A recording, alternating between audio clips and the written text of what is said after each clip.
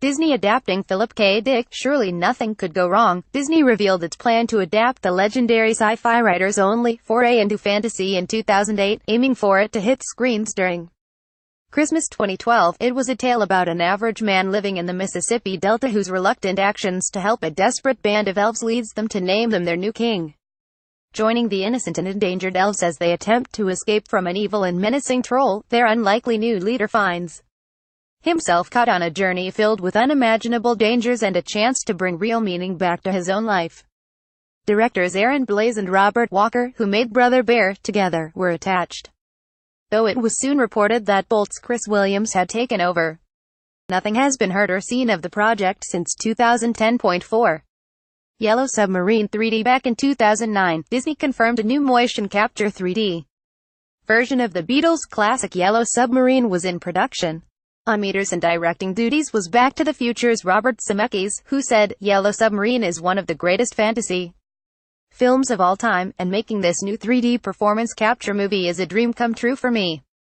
With the latest advances in technology, we will be able to take moviegoers on a voyage unlike any other, and bring new excitement and dimension to Pepperland in the various sea worlds they encounter." Advertisement. Continue Reading Bellow. Even more exciting than Zemeckis behind the camera was the cast. John Lennon was to be played by Dean Lennox Kelly, Shameless; George Harrison by Cary Elwes, The Princess Bride; Ringo Starr by Adam Campbell, Date and Epic Movie; and the comic legend that is Peter Serafinowicz, voice of Star Wars villain Darth Maul, was to play Paul McCartney. Check out his impression below.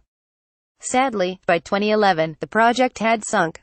Depending on who you believe, it was either down to the poor box office performance of Mars Needs Moms, which lost around $100 million, or budgetary concerns and problems with the surviving Beatles. 5. Army ends. Copyright Getty Images. Little to nothing is known about this film other than that, in the late 80s, Disney were developing a movie about a pacifist ant in a militaristic ant colony. A decade later, and Pixar produced A Bug's Life, and DreamWorks went for Ants. 6. Dumbo. I is so confident were Disney of their releasing this in cinemas, they produced a specially made trailer for the big-eared sequel for the 60th anniversary edition of Dumbo on DVD and VHS in 2011. Dumbo. Timothy Q. Mouse and Mrs. Jumbo were back in a story which was to have taken place one day after the events of the first film and set in New York City. The film stalled in production hell for some years before John Lasseter was named as CEO of Walt Disney Animation Studios in early 2006, and the project was cancelled. Tim Burton is currently directing a live-action version of the original, starring Michael Keaton, Ava Green, Danny DeVito and Colin Farrell. 7. Chanticleer. Copyright Disney. You think that a few years is a long time in production hell, but this project, based on French play Chanticleer by Edmond Rostand, was in development for over 5 decades. After the success of 1937's Snow White and the Seven Dwarfs, Walt Disney commissioned work to begin on the adaptation. World War II got in the way, and during the 50s Chanticleer was shelved until the 60s when the concept art was rediscovered. But they couldn't make the story work. Fast forward to the 80s and it happened again. Those interested in the unmade film can check out the book Chanticleer and the Fox, which includes artwork and the story treatment. As a side note, rival animator and one-time Disney employee Don Bluth made Rock-a-Doodle, 1991, based on this tale. 8. Wildlife. Copyright Disney. Floyd Norman, said to be too adult for Disney to release, this computer-generated animation was to be a satire of 70s American pop culture, paying homage to the likes of Andy Warhol, centering around a nightclub owner and the dwindling popularity of his singing starlet Kitty Glitter. Wildlife began production in 1999.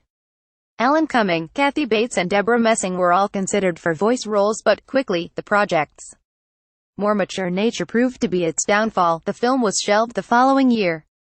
Had Wildlife made it to screen, it would have been Disney's first fully CG animated film, non-Pixar.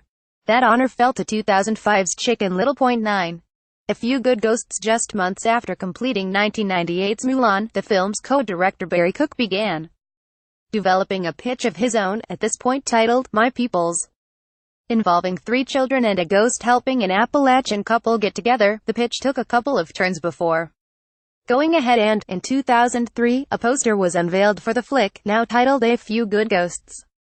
Using a mix of CGI and traditional animation, the voice cast was set to include Dolly Parton, Charles Durning, Ashley Judd, and Billy Connolly, while Marty Stewart and Hank Williams III were hired to compose the songs. Despite the surge in enthusiasm for the project, the film was ditched in favor of the less interesting Chicken Little. Want up to the minute entertainment news and features? Just hit like on our Digital Spy Facebook page and follow on our @Digital Spy Twitter account and you're all set.